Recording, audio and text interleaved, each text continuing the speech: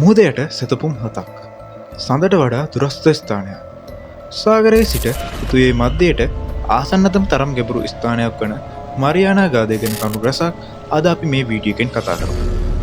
ඔයා අපිත් එක්ක වීඩියෝ එක අවසන් වෙනකල් රැඳිලා හිටියොත් ඔයාට පුළුවන් මරියානා ගාදයේ පිහිටලා තියෙන ස්ථානය, එහි විශාලත්වය, ගැඹුර, උෂ්ණත්වය, පීඩනය, එහි තිබෙන ජීවය, පාත්ලේති තත්ත්වය, විද්‍යාත්මක වටිනාකම සහ තවත් නොදන්නා දේ හා තවත් කරුණු රසක් ඉගෙන ගන්න. එහෙනම් වැඩි කතා නැතුව අපි යමු අද අපේ වීඩියෝ එකට.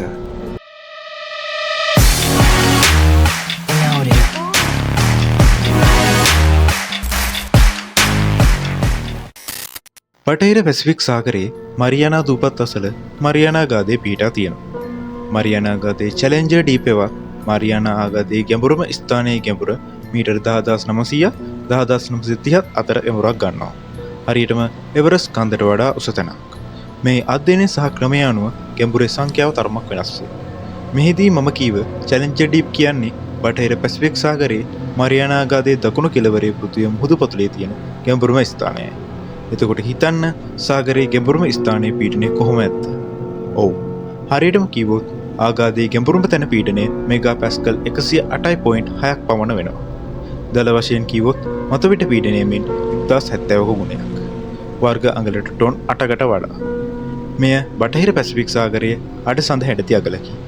ආගාදයේ දිග කිලෝමීටර් 2550ක් වන අතර එහි පළල කිලෝමීටර් 69ක් පමණ වෙනවා. මරියානා අගල පතලේ උෂ්ණත්වය සෙල්සියස් අංශක 1.4 අතරගයක් පවතිනවා.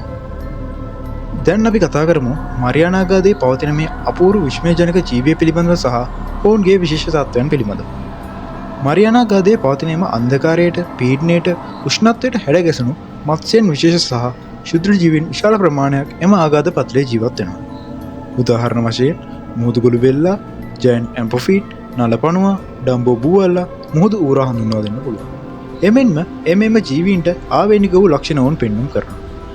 උදාහරණ වශයෙන් ඝන පිටත කවචයක් පිහිටා තිබීම, පිහිනුම් රාශියක් නොමැතිවීම, ජෙල් වැනි ශරීරයක් පිහිටා තිබීම හා කන් වැනි වරල් පිහිටා තිබීම. මරියානා ආගාදය පත්ලේ තත්ත්වය කොහොමද කිව්වොත් ඉතාමත් අඳුරු අධික පීඩනයක් සහිත ස්ථානයක්. මෙහි ලෝකයේ ජීවීන් කිහිප දෙනෙකුට පමණක් ජීවත් විය හැකි ස්ථානයකි. පත්ලේ උෂ්ණත්වය සෙල්සියස් අංශක 1.4ක් පමණ වේ.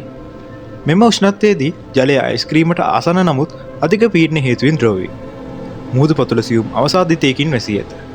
බොහෝ දුරට මියගේ ජීවීන් සහ ඉහළින් පහළට පාවෙන අංශු මුහුදු පතුලේ තැන්පත් වේ. මරියානා ආගාදය පෘථිවියේ ගැඹුරුම ස්ථානයේ පමණක් නොව සාගර ඉතිහාසයේ වඩාත්ම අద్භූතම සහ පැහැදිලි කළ නොහැකි සිදුවීම් කිහිපයකට ස්ථානයක් වේ. උදාහරණ වශයෙන් 1997 ප්ලූප් ශබ්දය කිල්විය හැකි උපකරණ අතුරුදහන් වී. අමුතු ජෛව දීප්ති දිලිසීම, හඳුනා නොගත් ලෝහමය ශබ්ද සහ පැහැදිලි කළ නොහැකි උෂ්ණත්ව විෂමතා ලෙස කිහිපයක් දක්වන්න පුළුවන්. මේ මරියානා ආගාදය විද්‍යාත්මකව කොච්චර වටිනවද? මරියානා ආගාදය විශාල විද්‍යාත්මක වටිනාකමක් ඇති බැවින් ඒ විද්‍යාඥයන්ට ජීවයේ සීමාවත්, පෘථිවියේ භූවිද්‍යාව හා සාගර ක්‍රියාවලින් තේරුම් ගැනීමටත් උපකාරී වේ. ඒ සම්බන්ධව කෙටි පැහැදිලි කිරීමක් කරොත් අංක 1 ආන්තික ජීවිතය අධ්‍යයනය කිරීම. තලා දමන පීඩනයක් යටතේ සහ ඉරුවලිය නොමැතිව ජීවත් වන ජීවීන් සොයාගනී. ජීවයට ආන්තික තත්ත්වයන්ට අනුවර්තන විය හැකි ආකාරය හෙළි කරයි. සහ අනිකුත් ග්‍රහ ලෝකවලට සමානයි. අංක 2 පෘථිවියේ ව්‍යුහය අවබෝධ කර ගැනීම. අගල යනු භූතැටි තහඩුවක් තවත් එකක් යටට ගෙලෙන උපපොළ කලාපයෙන් සනටුහන් කරයි. එය අධ්‍යයනය කිරීමෙන් විද්‍යාඥයන්ට භූමිකම්පා, ගිනිකඳු සහ කඳු සෑදෙන ආකාරය ඉගෙනීමට උපකාරී වේ. මීට අමතරව තවත් බොහෝ විද්‍යාත්මක වටිනාකම් ඇත. රසායනික සහ ශුද්‍ර ජීවී පරීක්ෂණ, දේශගුණ සහ කාබන් චක්‍ර හඳුනා ගැනීම.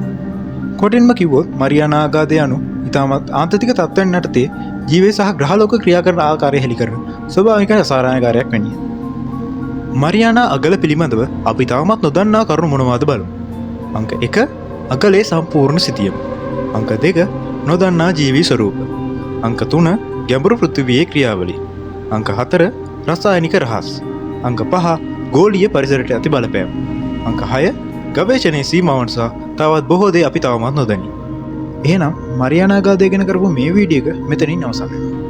මරියානා ආගාදය ගැන අපි නොදන්න ඔයාලා දන්න කරුණු තියෙනවා නම් පහළ කමෙන්ට් බොක්ස් එකේ ඔයාලා වෙනුවෙන් විවෘතයි. මේ වීඩියෝ එක ලයික් කරන්න කියන එක මම සිම්පල් ජියෝග්‍රැෆි අපිව සබ්ස්ක්‍රයිබ් කරලා බෙල් අයිකන් එක ක්ලික් කරලා තියාගන්න කියලා තියලා.